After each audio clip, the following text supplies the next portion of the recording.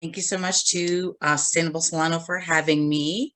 Like Nicole said, I'm Lori Caldwell. I have been happily composting since 2006 as part of the Master Gardener, the Master Composter program. So I'm a huge proponent of it. My business is called CompostGal. So I'm really dedicated to making compost and building healthy soil. So please feel free to enter any of your questions that you may have. We're mostly going to be talking about basic composting today.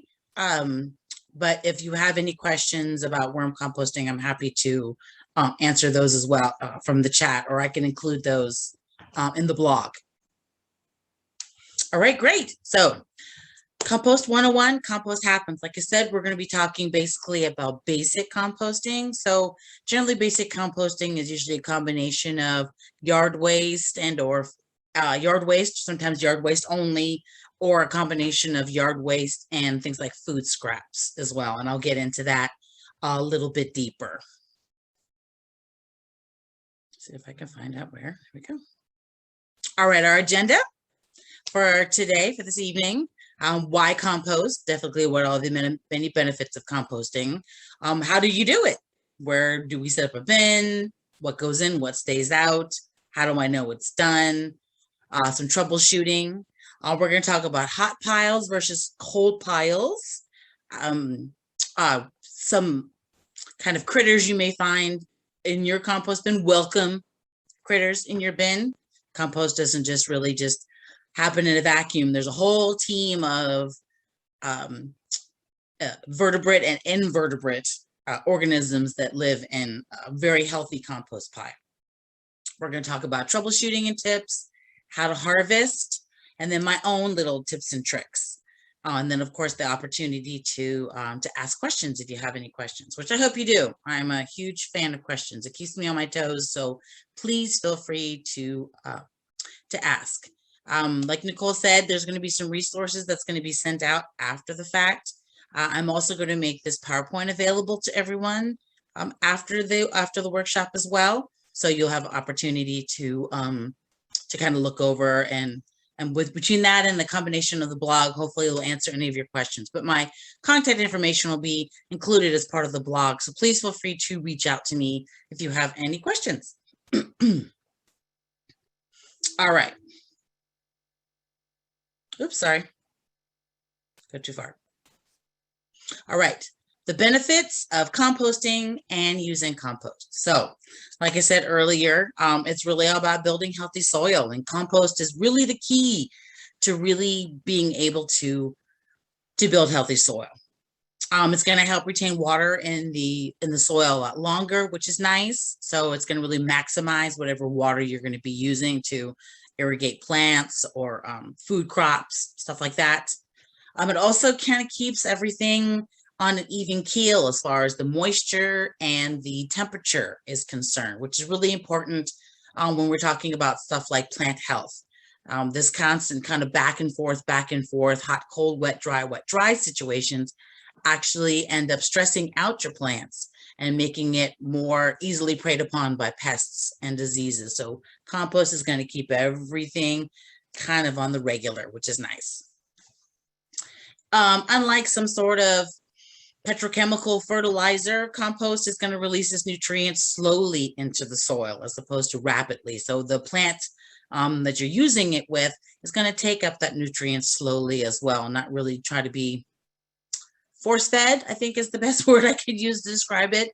Force-fed these kind of high petroleum-derived nutrients. And the nice thing about compost is you know exactly what you put in your compost pile. You know how long it's been decomposing, and you know exactly when it's ready and when it's ready to harvest. So those are some really great benefits for that as well. If you have sandy soil like I do, compost is going to help kind of clump those sand particles together. So if you have sandy soil, you know it drains nutrients, it drains water very, very quickly. So compost is going to really slow down that drainage and really clump those sandy particles together so they hold on to water and nutrients a lot longer. On the opposite end of this, we have clay soil, which holds everything with really hard and tight bonds. compost is going to actually open up that soil to allow for roots to penetrate, for water to flow a lot easier. And of course, then with that, then it makes it a lot easier for invertebrates to kind of move a little bit more freely in clay soil as well. And it also helps balance the pH.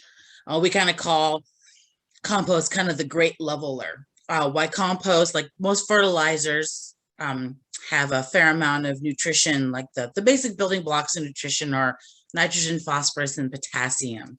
And in different types of soil amendments or fertilizers, you may see different numbers, 1052 or 369, 362 or something like that. Compost is 111, so it's even. The nitrogen, phosphorus, and potassium are all even. The pH is all even. So it kind of just brings everything kind of back up to neutral, to kind of normal situations. And then you're welcome to add some additional amendments depending on what you're planting after the fact. All right. It helps divert waste from the landfill, which is super great. I always talk about how it's kind of like closing the loop, especially in your own landscape or your community garden or wherever you happen to be composting. So by kind of closing the loop on that, you're keeping stuff from being trucked out to, well, most of the stuff, organics, are usually trucked out and composted, of course, but you never really end up getting back the amount of materials that you've given to your green cart. So that's another reason why composting is another great option. You can take all those materials that you normally would have put in the green cart and bring them back and kind of close that loop at home. A lot of organics, those who do end up in the landfill, and that's really all kind of county specific, depending on where you live. And see, we have a lot of people from all over the country, all over North America. Welcome. And so your municipality may not necessarily have that as an offering. It may just be just straight yard waste, or it might be a combination of yard waste and food scraps. So every time a truck has to go to a landfill or facility, that's a lot of greenhouse gases. That's a lot of stuff for the moving of stuff, as well as if it ends up in the landfill, it's not really going to break down. And if it does, it's going to do it without oxygen. That creates kind of an anaerobic situation, and then those increase the amount of greenhouse gases, things like methane and stuff like that, which are really harmful to our atmosphere and our life here on Earth. It helps reduce erosion.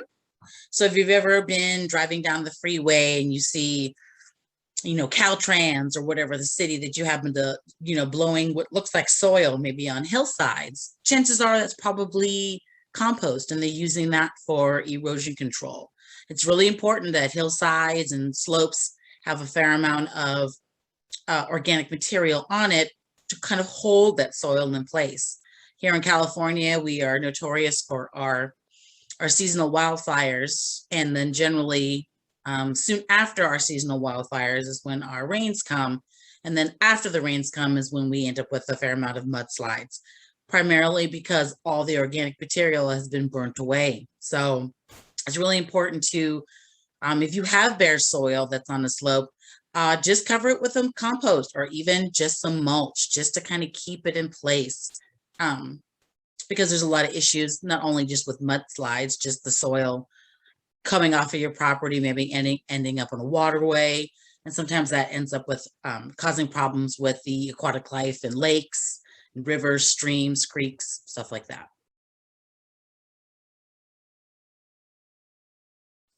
Right, we talked about reducing greenhouse gases, methane, carbon dioxide, or excuse me, carbon monoxide. And then also too, compost has this great opportunity to sequester carbon in the soil. It's also known as carbon farming. If I probably will send the link as part of the blog, I'll have to remind myself to that. There is the Marin Carbon Project. It's a county a little bit north to from where I live.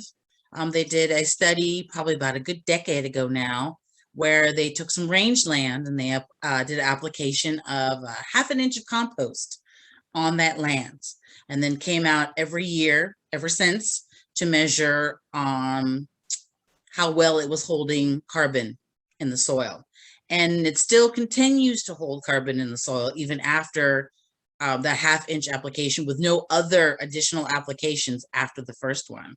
So it does have a really great ability to hold onto carbon in our soil, which is going to be a great tool for us to basically help fight global climate change. It's going to save you some money. Like I said, the best compost, of course, is the compost you can make at home. Of course, I understand that if you're hoping to do like big projects like sheet mulching or something like that, you most likely will have to purchase compost, just because you'll need it in, somewhere in the cubic yard kind of arena. But if you're just a simple home gardener, I probably produce anywhere from about 25 to 35 gallons of compost annually out of my little compost bin. They showed that the first slide is the picture of my actual compost bin.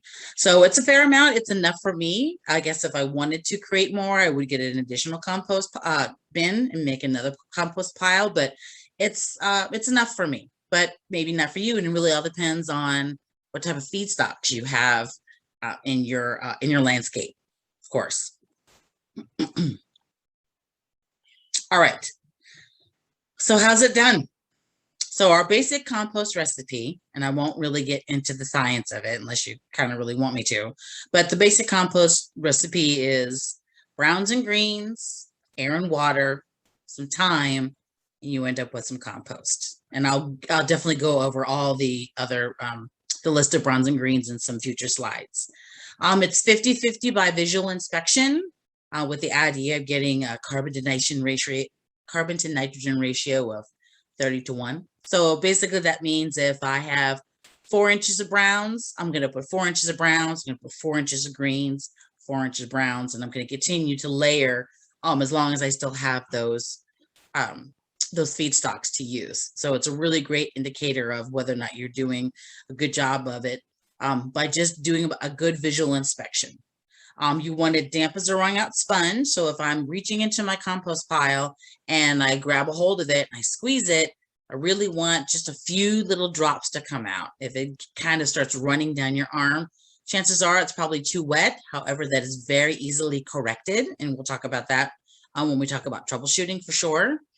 And then aeration, the idea of making sure that your compost pile has a significant amount of oxygen that comes to it.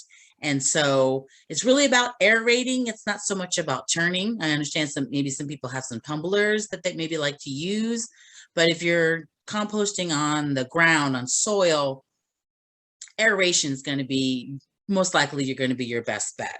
Because what happens is, excuse me, when you make a compost pile and you're adding your browns and your greens and you're watering it, and your browns and your greens and your water on top of it, eventually, as the pile gets larger, the pile is going to get relatively heavy.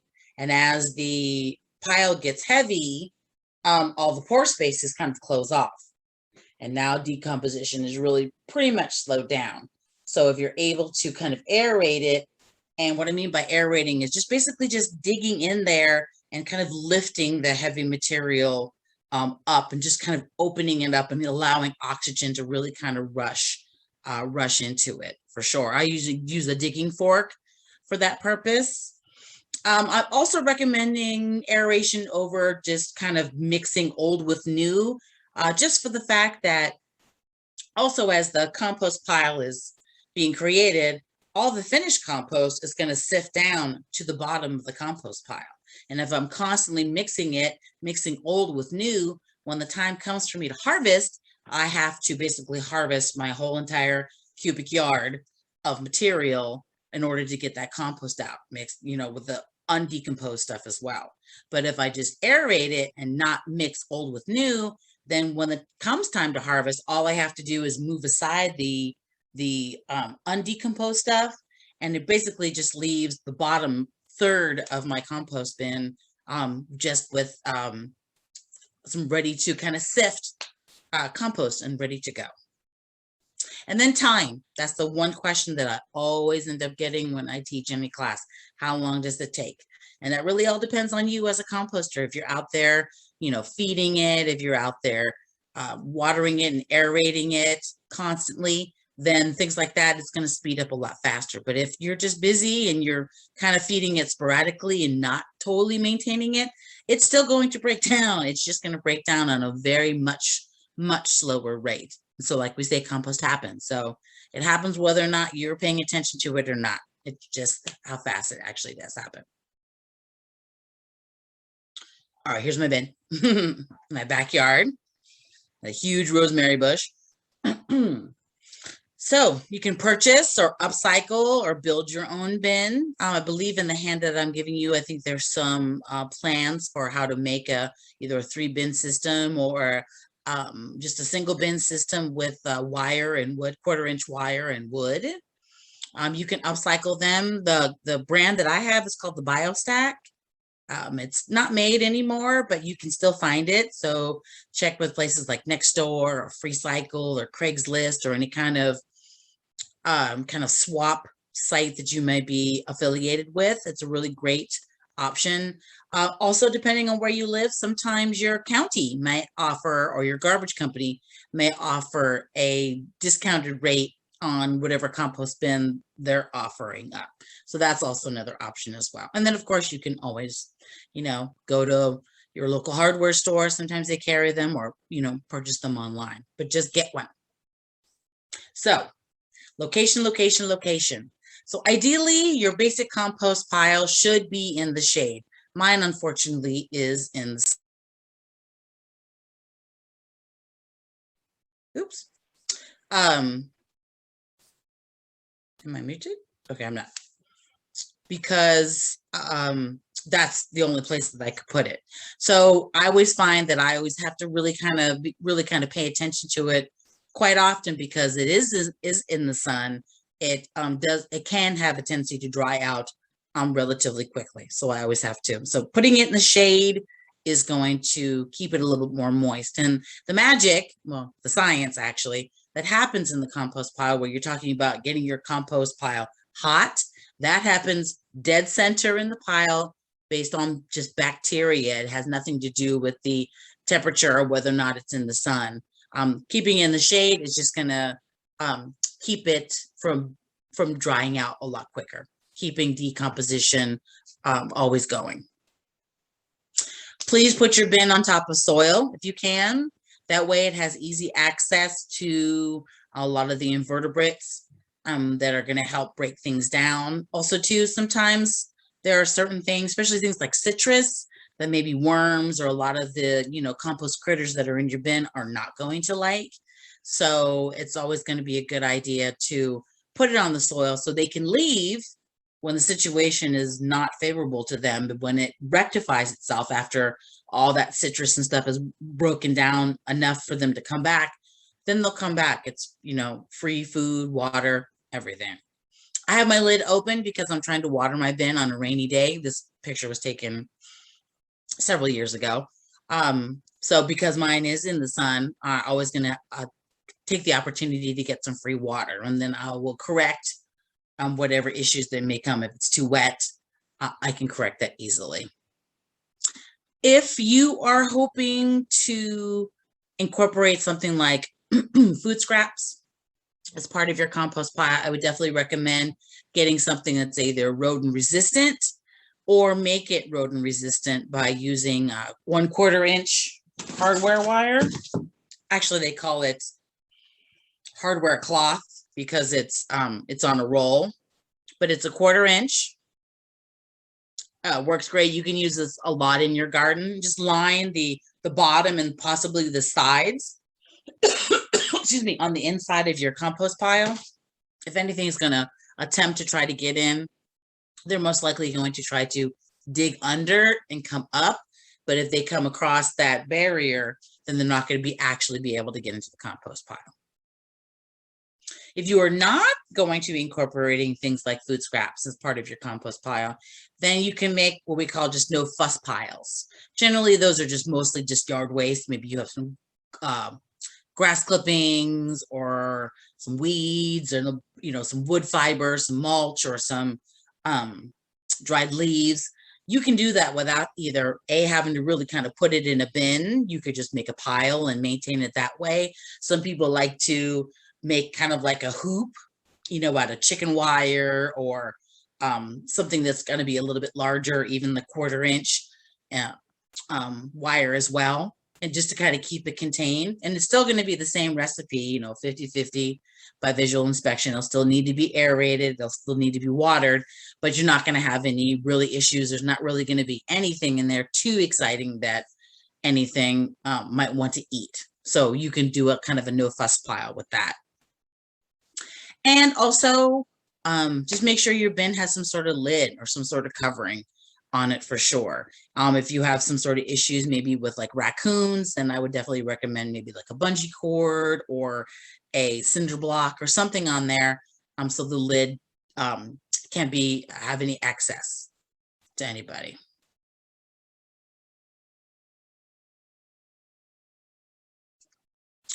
This is the base for mine. It's made out of plastic, and so basically my BioStack just insets right in through there, and it keeps it from keeps things from coming up underneath it. But again, you can easily replace that with 1/4 inch wire. I would say 1/4 inch specifically because things like rats can actually get through chicken wire, which is a little bit more of the 1/2 inch. So if you go down to 1/4 inch, you're not going to be, there's not really anything mammalian that's going to get in via that way. Too small. All right, I just want to talk really quickly about compost tumblers. I know a lot of people like them. They're very kind of fun gadgets. My mom has a couple. A lot of them don't connect to the ground, and so access to the compost critters really isn't there, especially things like worms and stuff like that. Those are super key to helping break these things down for sure.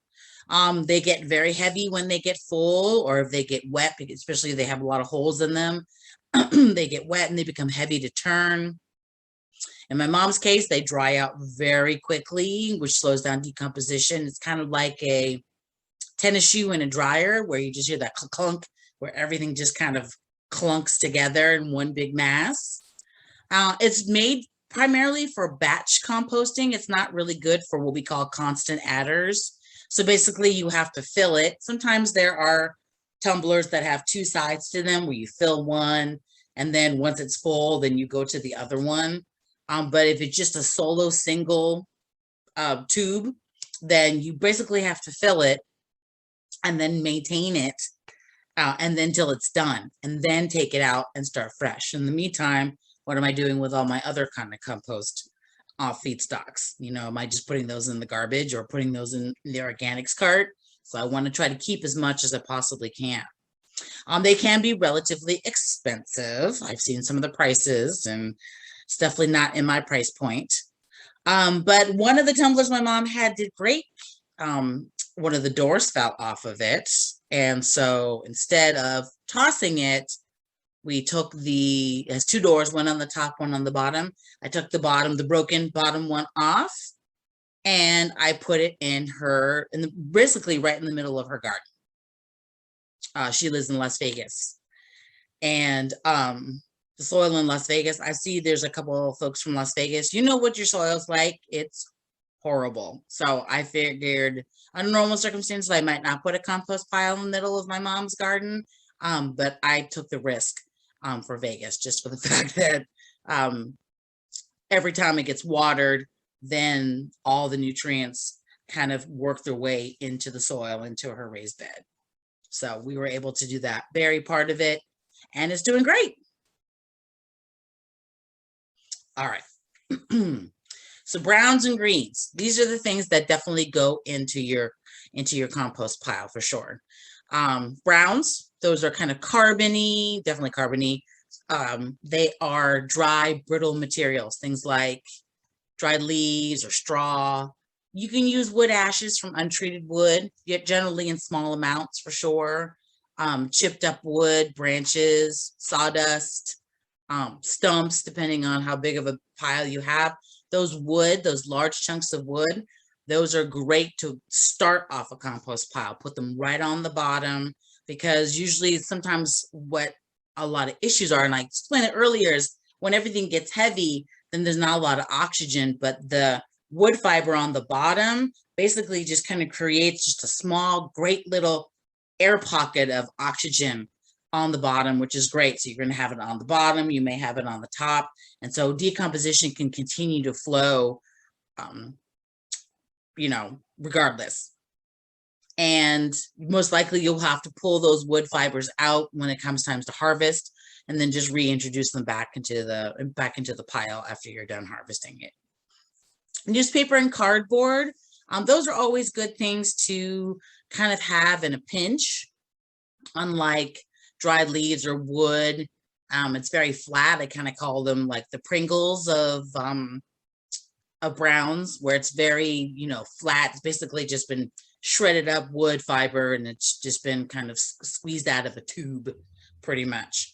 So, but you can use them in small quantities. Just be mindful that you're going to have to probably aerate a lot more when you add these things, for the fact that they get wet and they very quickly, and then they mat really quickly and close off those air spaces.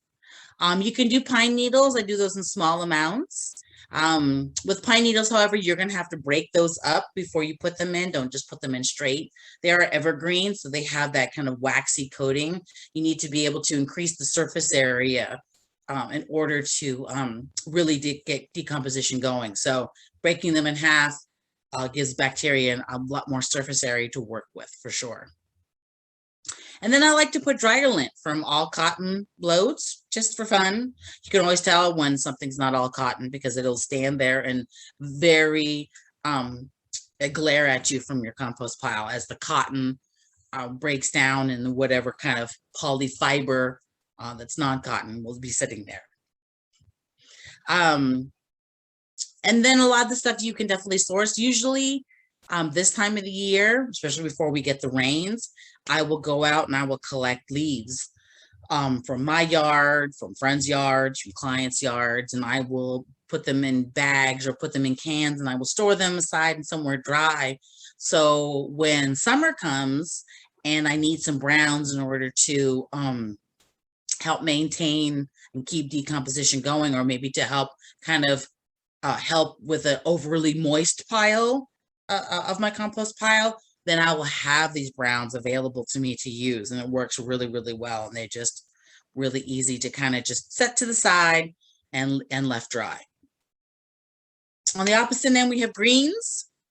Those are nitrogen, usually something that's fresh, definitely wet, usually. And those can be introduced into your pile as well. Again, 50-50 by visual inspection. So grass clippings from untreated lawns, I want to be really specific with that, because the chemicals they're usually associated with things like weed and feed or weed killers, stuff like that. That stuff, unfortunately, won't compost out of a home compost pile.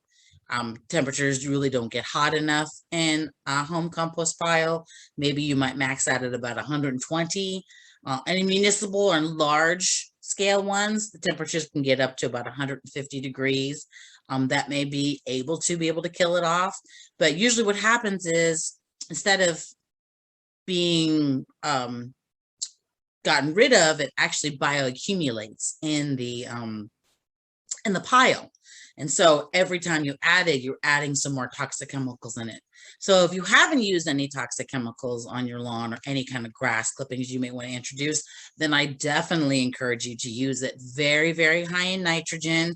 Even when the grass clippings turn brown, they still have a very significant amount of nitrogen in them, and they can actually get your pile relatively hot. So if you're trying to kind of get rid of like big chunks of wood and stuff like that, then that's going to be a great way to really help speed that up. Chicken manure does that as well. Those are probably the two of the highest nitrogen sources of fresh chicken manure, not, of course, composted. So if you have chickens, then that's great, because you can have great opportunity to really utilize that waste as part of your compost bin.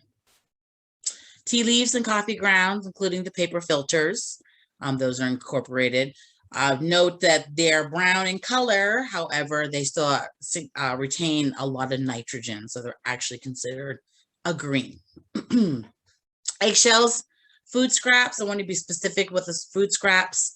Things like fruit and vegetable peelings, maybe you lost a funky apple or a funky orange or something that's gotten maybe soft and mushy in your refrigerator, stuff like that. I definitely try to avoid things like cooked foods or anything that has oils or grease on it for sure. You definitely don't want to add those into your bin.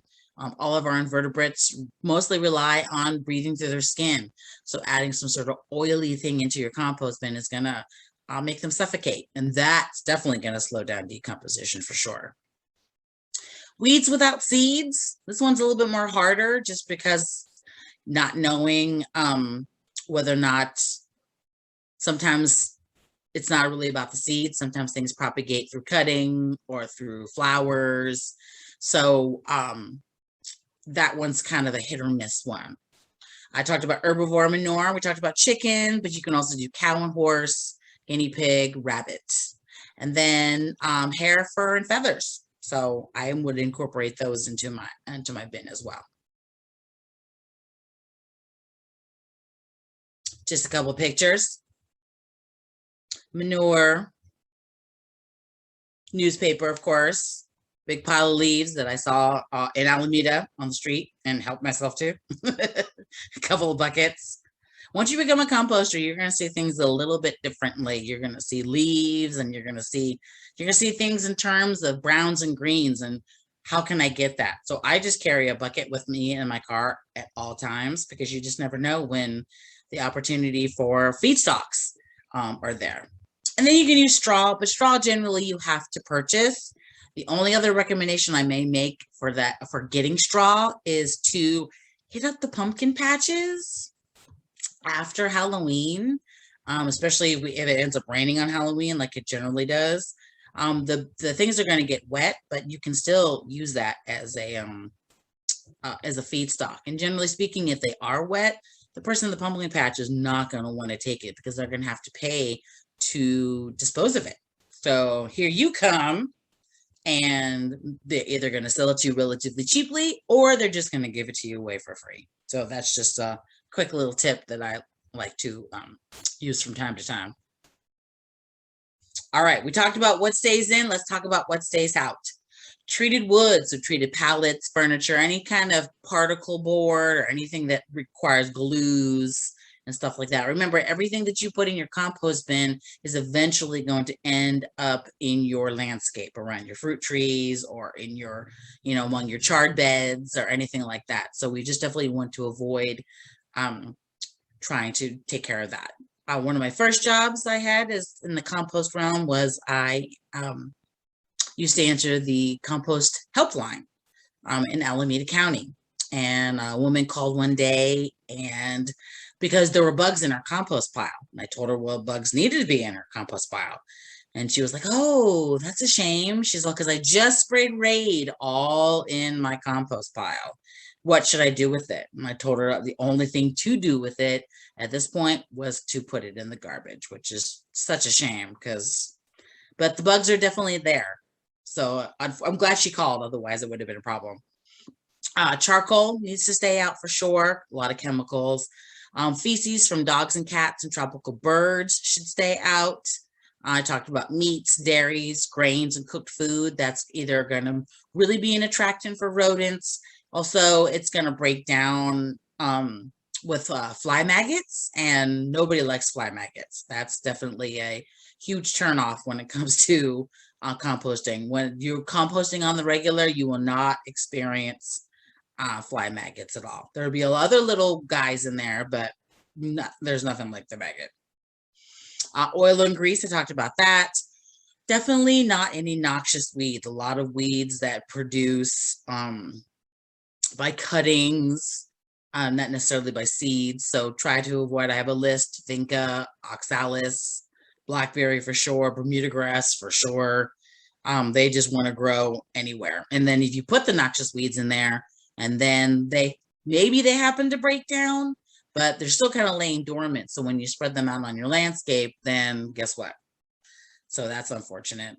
Toxic substances, glossy paper, if you're trying to incorporate newspaper, not knowing what the ink situation is like. So glossy paper like coupons, magazines, stuff like that. But you could use regular newspaper, especially even the colored stuff, like the USA Today kind of level, just for the fact that right now everyone is using soy-based inks for their newspapers. So people can recycle the newspaper for other uses other than just maybe just putting them in the bin.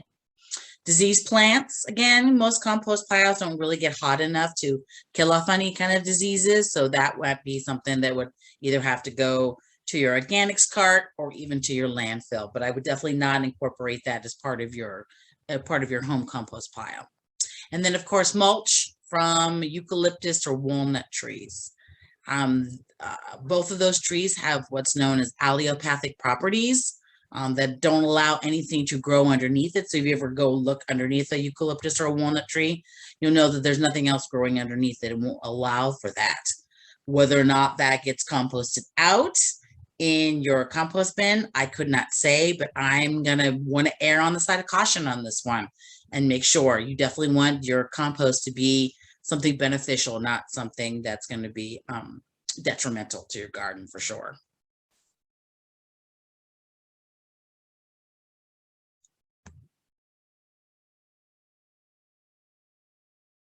All right, sorry, I'm just looking at, there's so many questions in the chat. I might take a minute between and stop and maybe do a couple of chat questions. Is that okay, Nicole? Yeah, it's up to you. I'm keeping a list. I've got a running list of all of the ones that are in the chat, but if you feel inspired, for sure, stop. Sure. Just a couple of pictures. Oxalis on the top left, that's also the sour grass. That's going to be the weed that's about to come up, at least for us here in California. So get ready, folks. And then blackberry, and then Bermuda grass, the dreaded Bermuda grass there on the bottom. Can we feed our worms junk mail, including bleached paper? So as long as the paper that you're using to add to your worms is soy-based inks, then yes, you should go ahead and please feel free to go ahead and do that. I mean, it's definitely the best way to get rid of any kind of personal material, your bank statements or anything maybe with your social security card or anything like that. Did I freeze up? Uh-oh. We can still hear you fine though. Okay, good. So yeah, so please feel free to go ahead and incorporate that for sure. All right. Compost newspaper that's been peed on by kittens. I would say I would avoid that just for the fact not knowing what cats and dogs, they carry a fair amount of diseases. So again, I want to err on the side of caution. If it was a rabbit or a guinea pig, then I would definitely say yes. But for the cats, I would probably have to pass on that one.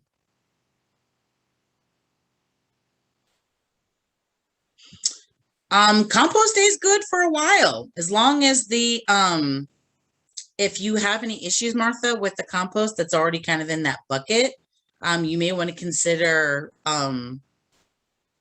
taking it out of the trash can, finding a bare spot of land or something to put it on, dump it on there, give it some water, you know, sprinkle it with water, just get it kind of damp, and then just kind of throw a tarp over the top of it.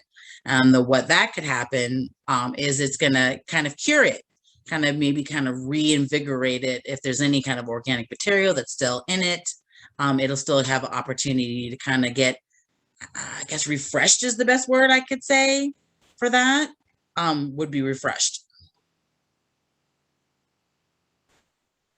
Sorry, I'm trying to see what is going on with my thing. Well, that's a bummer. All right. I'll do one more and then we'll get back to it. Yes, you do have cement soil in Vegas. It's quite problematic. How often do you wet the compost? Again, it's probably something you probably have to go out as a composter and test out. So I would definitely check when you go to maintain it. So basically every time I go to my compost pile, I'm going to check and see what the situation is. I'm going to pull back the brown material. So if I start with a brown, I'm always going to finish with a brown. So every time I open up my compost pile, my compost bin, I'm sorry, I should see some brown material. So I'm going to pull it back. I might put my hand in there and see if it's hot. If it's hot, then I would definitely leave it alone. I wouldn't really mess with it.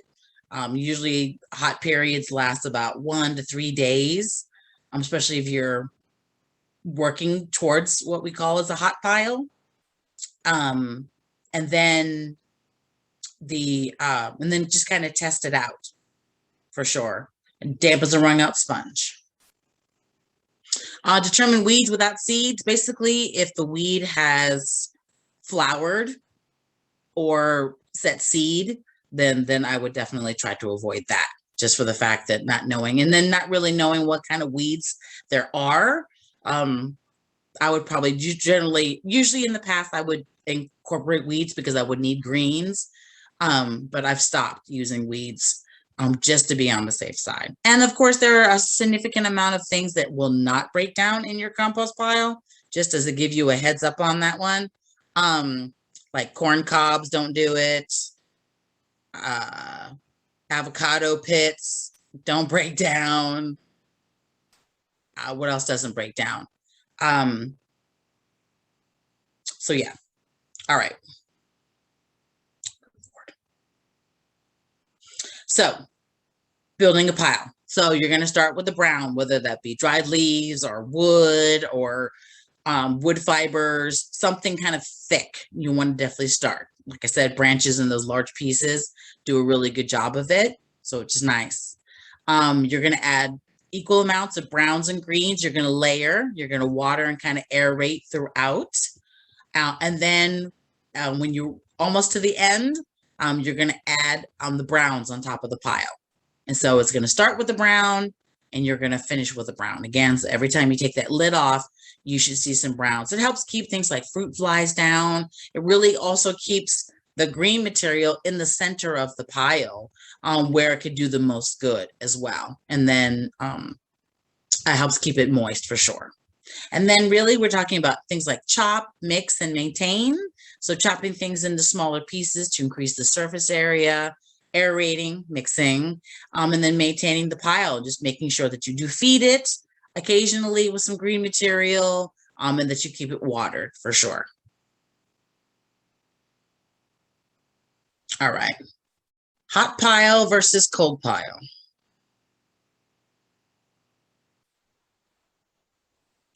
So hot pile is based on basically how large of a pile you're going to build. A hot pile is anything more than a cubic yard or larger. So my compost bin that I showed you the picture of earlier, that's about a cubic yard. So I could technically, if I fill it up, make a hot pile. You're going to need a fair amount of materials, of course, in order to do this. Which is fine if you actually happen to have that, which is great. But if you don't have a lot of material, you can use what's known as a cold pile. And those are both equally wonderful, wonderful setups.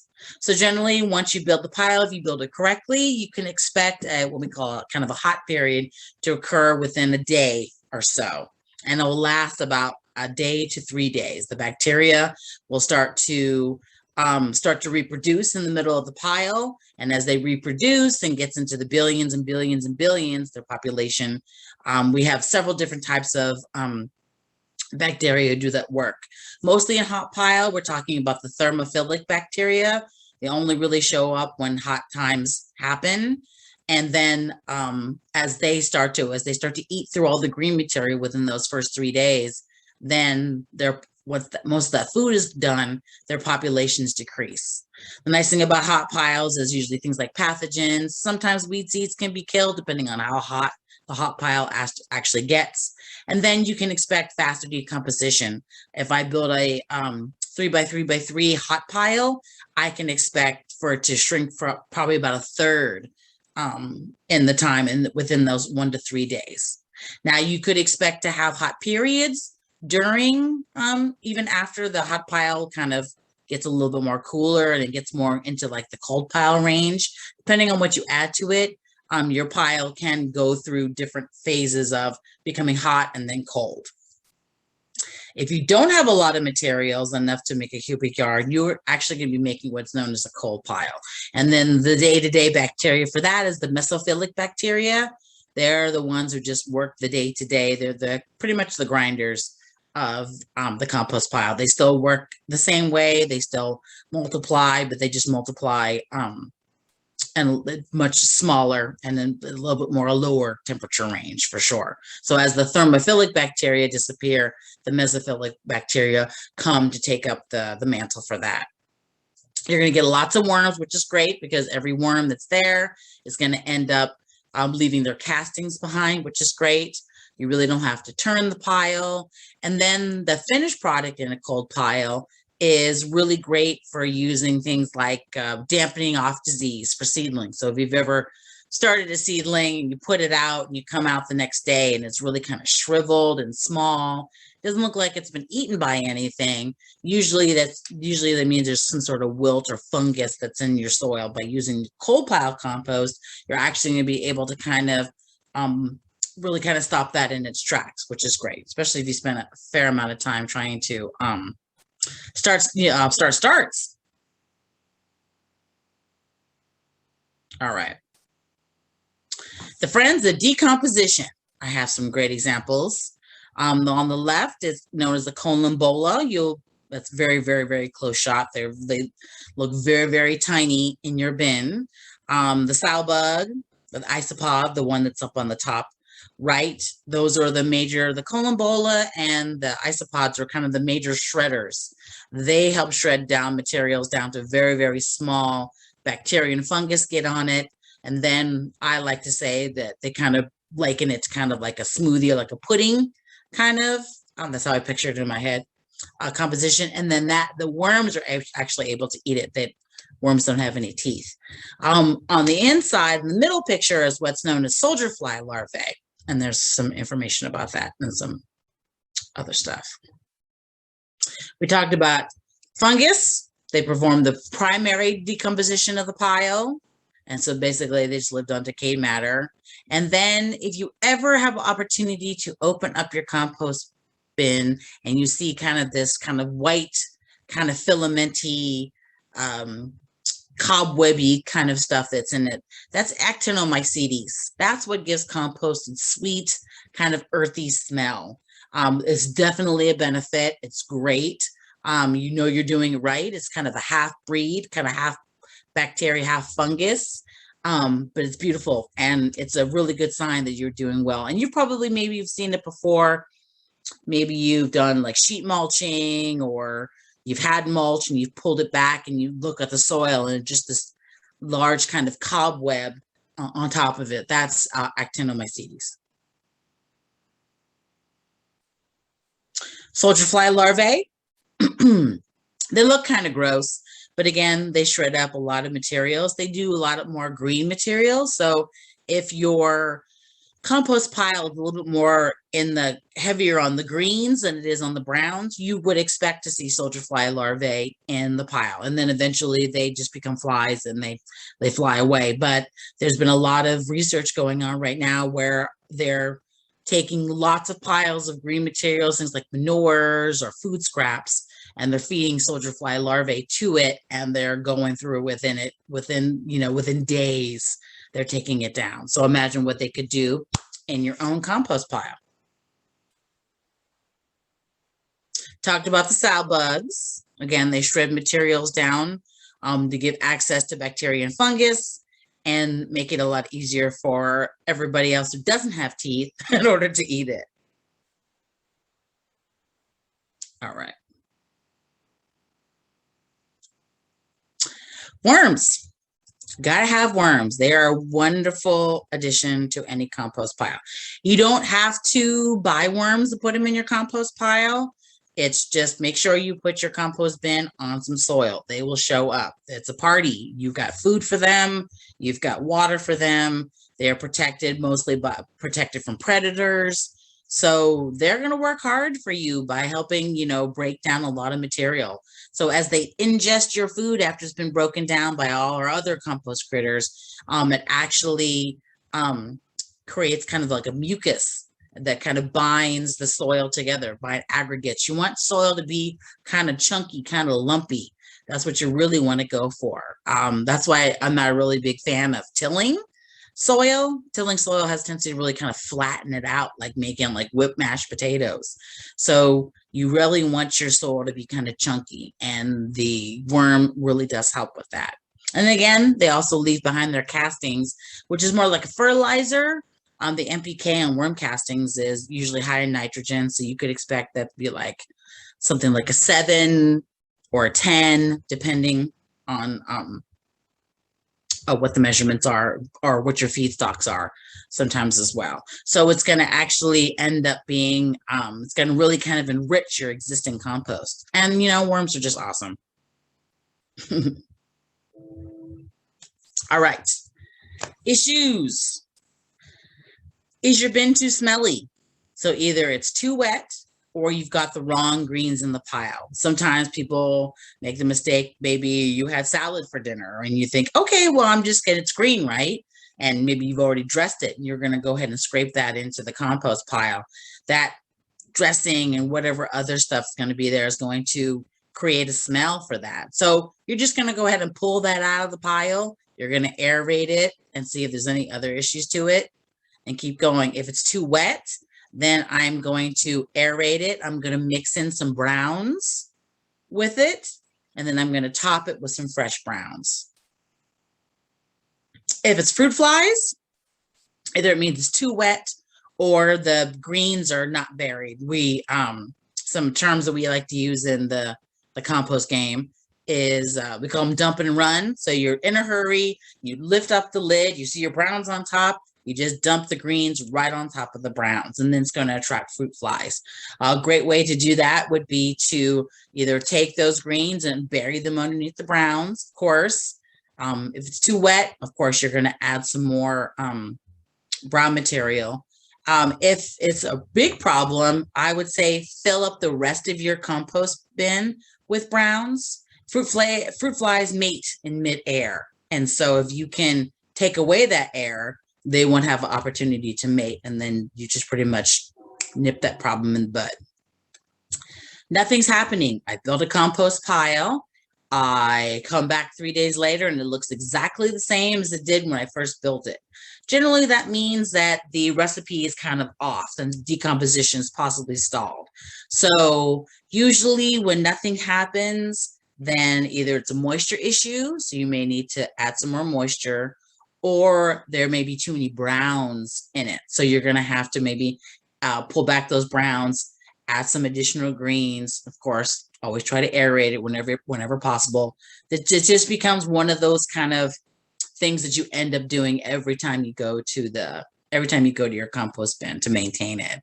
So generally, so for me, if decomposition is stalled, that's the instance where I'm going to leave the lid off. And I'm going to allow, especially on a rainy day, and I'm going to allow the pile to get wet, maybe sometimes too wet. And then I'm going to go back with some browns, and then I'm going to go back and try to balance that out after the fact. To me, it's always a little bit easier to correct a too wet bin, because the correction happens relatively quickly, as opposed to a too dry bin, because it's just a little bit more difficult. Bugs, definitely important composting process. You may see slugs. You may see, you're definitely gonna see ants, millipedes. A lot of these bugs are here because they just want to hang out. There's free food. They're safe and protected. That's fine. I don't mind them. Ants are sometimes problematic. They like to crawl up the digging fork, but other than that, they're good. And then, of course, the compost critters, those are definitely key to everything. You definitely want to try to avoid spiders. You'll see spiders in there too, free bugs. And then unwanted guests. So usually of the rat tail or banded variety. So you're going to want to remove the offending materials. If there's any offending materials, make sure that your lid is secure. Make sure that your bin is lined to avoid things like rodents.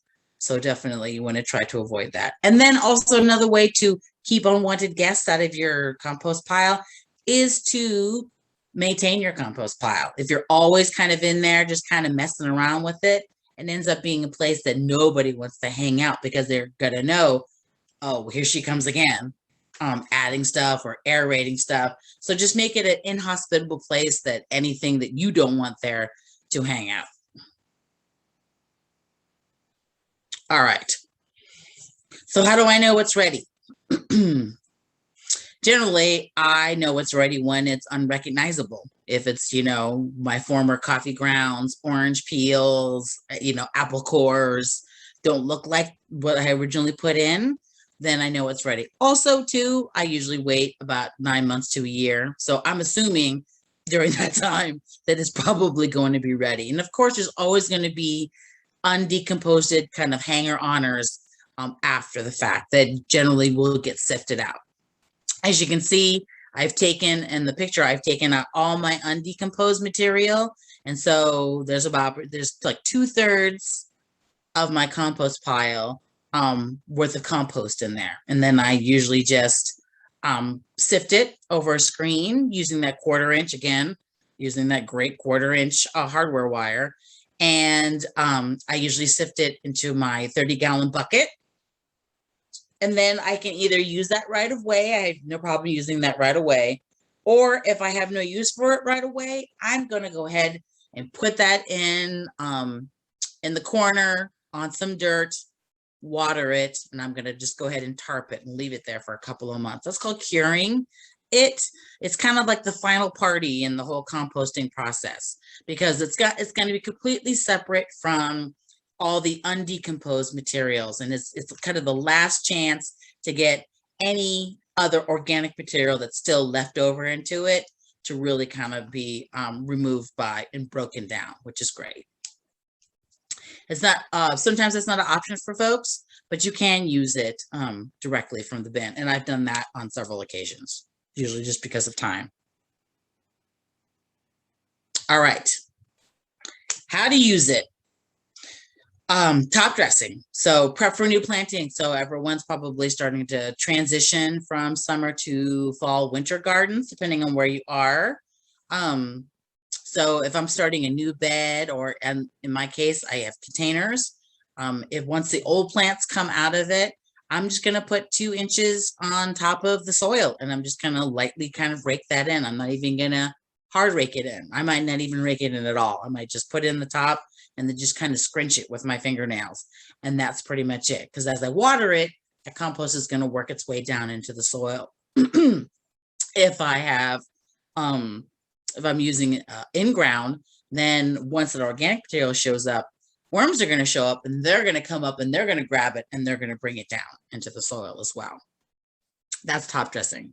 Side dressing is adding compost around existing plants during growing period, especially flowering, fruiting times.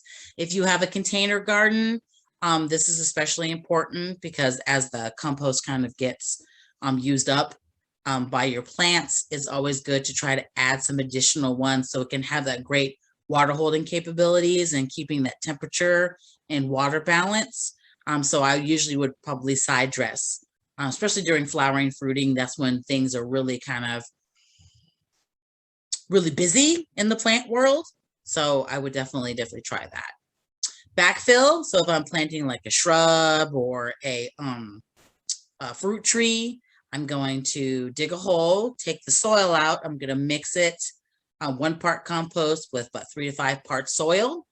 And then when I put the plant back into the hole, then I'm going to fill it back with that amended soil. I generally don't recommend putting it at the bottom of the hole, just the fact you want it to incorporate all throughout that soil in the hole. Putting it on the bottom is just going to force the roots, because that's where the food is, to stay where they are. You definitely want the roots to penetrate down and then penetrate the kind of finer roots kind of spread out to kind of help with water, nutrient, being able to grab nutrients from the soil, as well as you definitely want it to go vertical because that usually is part of the steadying influence of it, and you definitely want that to happen. So by backfilling it, you're really kind of spreading the roots out a little bit more.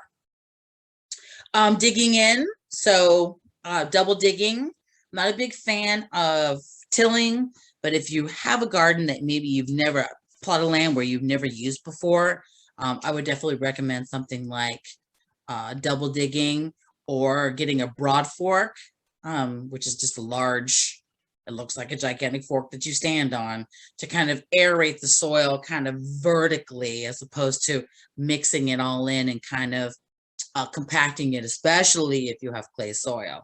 So you're going to mix about 2 to 4 inches of compost into the soil after the fact, especially if you spread it over the existing kind of holes that you've used to broad fork.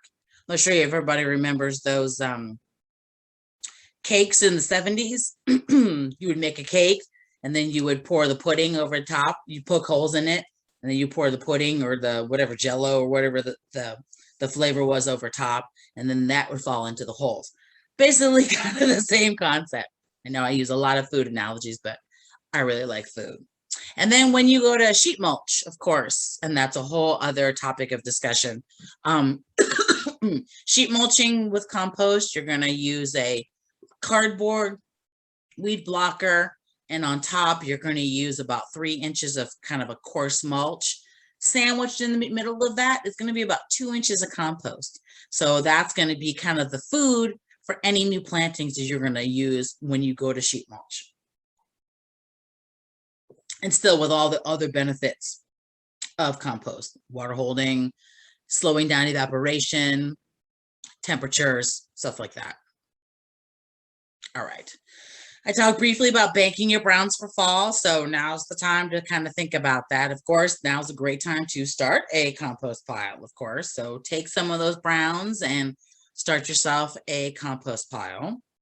I talked about how great chicken manure is, fresh chicken manure. So if you actually have chickens, or you know somebody who has chickens and doesn't compost, then I would definitely take that chicken manure off their hands. It's going to get, like grass clippings, it's going to get that bin pretty hot temperature wise. Compost thermometers, they're fun, but it's not always necessary. If you want to you know, really kind of compost nerd out, then definitely I would recommend that. But generally, when you take the lid off of your compost pile, it's always going to tell you what's going on. So if you're going through a hot period, you're definitely going to see shrinkage. There's definitely going to be condensation on the lid, especially if it's like a plastic lid. You'll always see condensation. You might see steam, depending on that. So you don't necessarily need a compost thermometer, but you know, if you like gadgets, then I say go for it. Just get yourself one that's long enough to go into the probe. So something that's probably about 2 feet long at least. Coast live oak, surprisingly, work amazing in a compost bin. And if you don't have it, if you're not in that region, they're kind of prickly. They're not really a true oak. They're definitely evergreen. And again, kind of like grass clippings, even when they turn brown, they still have a fair amount of latent nitrogen in them. And they really work really well. And they really get your bin up to pretty high temperatures. I'd probably use them in small quantities, but I would definitely try to use them. And then of course, diversity, you know, so mix it up. You know, if your friend has, you know, fruit trees that the fruit just falls on the ground, I would definitely try to incorporate that. You know, coffee grounds, any kind of wood fiber, as long as it's not treated or, you know, toxic or anything. Diversity is important. Diversity in your bin increases the diversity of your compost critters as well. So everyone feeds on something a little bit different. And then again, you get free squash and tomato plants because those guys never break down in your compost pile. And eggshells, they never break down either, which is fine because that just means free squash and tomato plants come spring. All right. Let's see what happened to my video situation. Let me unshare this. Thank you so much, Lori. You're welcome. That's awesome. And I do have some questions. We have quite a few questions. So do you want to start it? Is the video not working? It's just not working, which I'm not really sure why it's not working. I'm kind of annoyed by that. Okay. Yeah, we can hear you perfectly. So yes, please, everybody, take our short survey. I read all of the surveys and get an idea on how to select classes. Please encourage you all to take our short survey. And now let's get to some of these questions. So there was some on shredding newspaper and how fine. There was a few questions on that. So what's your recommendation for newspaper?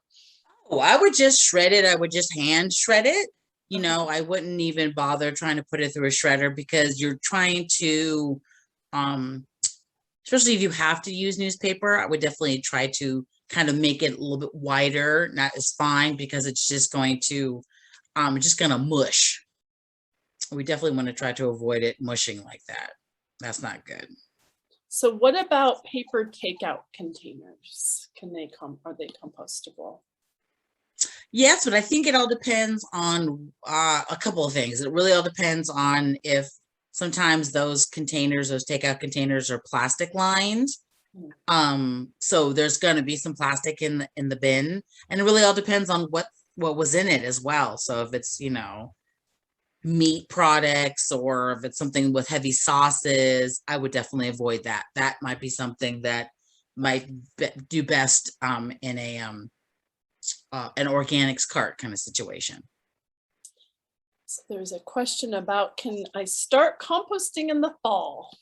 Oh, absolutely. That was the perfect time. You know, the perfect time to start in the fall. Absolutely. Even if you were in a situation where you get snow in the winter time, now's a great time to kind of get it all set up. And you can still kind of maintain it even in the winter time. And I mean, not like our quote unquote winter, like real winter, like with snow and everything. So it's still something that's definitely doable, regardless of where you're living. So yeah, absolutely. Yeah, there was another question on someone from Colorado asked, what should I do with my compost bin during the cold winter months? Is there any preparation or anything to be done? I've seen a variety of different things that people done. People have either put like blankets around their compost piles. I've seen people put bales of straw around their compost to kind of insulate it. You definitely want to try to avoid it getting a little bit too wet. There's going to be definitely some correction when the snows melt and you have to start, you know, you want to start over again, but you can still feed it. And but generally speaking, everyone's going to be in the center of the pile. You're going to find a lot of your compost critters are going to be and the worms are going to be in the middle of the pile, hanging out, trying to get warm for them. So trying to incorporate a fair amount of browns. So you may have to reduce the amount of greens that you have and kind of maybe mostly fill up the bin with a fair amount of browns. You're not going to get as much decomposition, but you're still going to be able to hopefully retain the compost critters in the middle of the pile, and that they'll stay there and try to keep each other warm. Okay, so we've got lots of questions. Great. Will the heat in the bin kill any diseased plants? And I think you covered saying diseased plants was not something to put in the compost, but yeah, because you're going to need temperatures at least a minimum of 120 degrees, if not hotter, in order to kill that off, for sure. Got it. And then there was a question about camphor tree droppings. I'm assuming that one was related to when you were talking about the eucalyptus and the walnut. So would camphor tree be an issue in the compost as well? Yeah, I would definitely try to avoid that. Again, yeah, just for the fact that it's a lot of oils. There are a lot of oils that are associated with that. So sometimes that might be a little bit more problematic than anything else. So I would definitely try to avoid that. Okay, so no camphor. Yeah, no camphor. And then maggots, are they bad in the compost? My compost has hundreds of them. What should I do? Oh, well, it really all depends on what you have in there. So maggots aren't going to be, they're just there to eat that food. They're not really gaining any, there's no real benefits to the actual compost.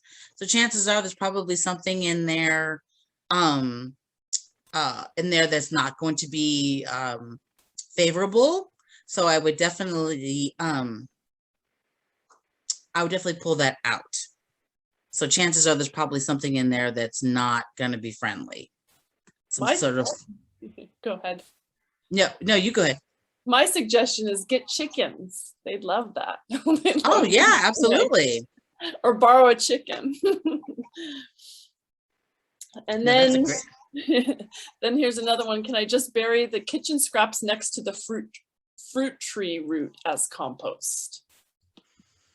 For that, I wouldn't put it close. Usually if you're going to be doing kind of what they call trench composting or pit composting, it's going to have to be somewhere away from your garden, your existing plants, because as it does break down, it's going to take a while for it to break down, and it being too close to the roots of the tree might be potentially problematic, depending on because when you bury it, you don't really have the option of aerating it, so it may actually break down anaerobically, and then any kind of off gassing from that could be a problem to your plants. You definitely want to try to avoid that. Yeah. So here's an interesting question about stinging nettles. So this person watched a webinar on stinging nettles and says it's supposed to be good for anything. If I include them in the compost pile, would I use younger plants before any seed develops? I would say yes. Because nettle will break down, and then I don't believe there's going to be any kind of prickly issues after the fact. So yeah, if you would like to include it, I would definitely cut it into small pieces for sure, and then definitely put that into the center of the pile for sure. So this one's on worms. Are there special worms to get? I heard there's worms that are not earthworms, and I'm thinking red wigglers. Yes, absolutely, yeah. Red wigglers. But again, this is going to be for a worm bin. So if you have a compost pile and you put it on the ground, you get those worms for free. But red wigglers, where do you even get them? I have some, and I don't even know where I got mine. But, I've checked. I think Delta Worms is still doing some stuff. There's the Sonoma Valley Worm Farm. I believe they're still doing some stuff. Sometimes check your local nursery. Depending on how much vegetable scraps you're going to be having, as far as a worm bin is concerned, take that into consideration. A worm can eat half its body weight in a day. So I usually recommend starting out with a pound of worms. If you are a vegetarian and vegan, you have a mostly vegetable diet, you may consider increasing that to another pound, depending on how much food scrap waste that you have. But yeah, again, for basic compost, they're going to show up. But yeah, red wigglers are our variety. Those are our direct composting worms. Cool, thank you. So here's what, should I put the rotten fruits into the compost? Absolutely. It's already, decomposition is already started. So yeah, absolutely. You're just kind of helping the process along. So sure. And then this person has mushrooms growing on top of the compost pile. What cool. Thoughts on that? Yeah, good. Okay. Go for it. Yeah, that's all part and parcel of the whole thing. Absolutely. Here's one. What about cockroaches in the compost pile? I've never experienced cockroaches. I've never heard of that as being an issue. Is that an issue for you, Sue? I saw it in the chat. While she's answering, let's go to the next question. Okay. Does the addition of alfalfa meal aid in the decomposition of the material in your compost? It might, because it's high in nitrogen. Sometimes people like to do like compost starters, which are generally things that are usually kind of high in nitrogen. I mean, I'm not a big fan. That's just something else I have to bring in. And if I'm really trying to kind of close the loop, then I'm most likely not going to try to bring in any other kind of imports, and it will get hot if, if you do that recipe right and you're making it a large pile. What about putting aspen leaves in your compost? I don't foresee that as a problem. It's a broadleaf. I've never really heard anything specific about aspens unless they are, unless there's some sort of problem with them, but I don't see that as an issue. I've never heard of anything problematic by them, unless somebody knows something that I don't. Are they going to connect all my other compost piles to other compost piles like aspens do? So can we add the waste from food that has been shown with antimicrobial properties like ginger, turmeric, citrus, etc.? Like citrus, there's going to be probably like some sort of threshold where it stops happening, and then everything that may not necessarily like it, it's going to come back and to probably most likely finish it off. I'd recommend that if you are going to be incorporating something like that, to chop it up into small pieces. That's where you really want to do some good chopping on that one. And what about plant roots or the uprooted weeds? So so when you're pulling out your, your summer garden, can you put those things in the compost, the roots and stuff? Yes, unless it's something kind of aggressive, like I wouldn't put mint in the pile. Sometimes what happens, and occasionally it happens with me, sometimes, especially if I'm not really doing any of the pile, sometimes it'll get hot and it'll germinate a tomato seed. Sometimes I'll have tomato plants in my pile. Sometimes I'll have potato plants in my pile. Sometimes that all happens. Okay, so I think there was a few older ones that I didn't get to. Can bougainvillea dry flowers go into the compost? Yes. I would definitely try to avoid the stems on bougainvillea since it's so prickly. Yeah. That's going to come back to bite you back during harvest, I'm thinking. Can you include small flooring samples in the compost? Oh. Probably not. Probably for the most part that there's probably a significant amount of glues or resins that are associated with flooring. Yeah. So I would definitely avoid that. And so if you use coffee grounds, can you add the coffee filter also? Absolutely. Absolutely. And then eggshells, do they need to be broken up? Can you just crack it and just throw it in there? What's your take on eggshells? I usually don't crush them. They usually end up getting crushed as part of it, but actually the actual kind of the cups that eggshells make, it makes a great kind of little hangout spot for compost critters. That picture that you saw, that first picture where I showed you the soldier fly larvae, they were all just chilling in an eggshell. Worms do it, the roly-polies do it. So I think it's good also too, because if it can handle the weight of the compost pile, again, it's kind of creating kind of a little mini air pocket right in that whatever layer, whenever that green layer is in there. So yeah, you don't necessarily have to crush them. Again, those are one of the things that are never gonna break down. But I don't reintroduce them into the compost pile. I just use that as part of my compost. So when I water, it leaches out calcium from the eggshells back into the soil, which is another little trace mineral that we normally don't get access to unless you buy it or you're a tree with deep roots. Yeah. Well, I think we have time for one more. Can we add liquid homemade enzyme to make the compost process more quickly?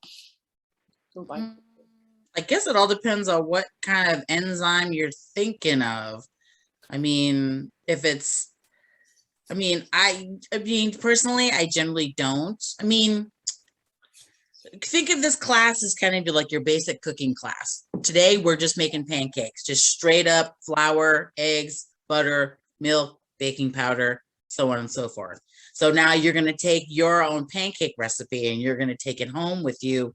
And then maybe you're going to add peanut butter to it, or you're going to add blueberries to it, or you're going to put bacon in it, or whatever other stuff that you're going to do. Just as a reminder that everything you're going to put in your compost pile is eventually going to end up in your soil. And just take into consideration the compost critters that live inside of it. So I think it really all depends on what it is. I've always had great success. I've been composting for 15 years now, and I've never had to add anything to kind of speed it up. It's going to happen. Yeah. Save your money. And there's lots of wonderful comments of gratitude. So thank you so much, Lori. Oh, thank you.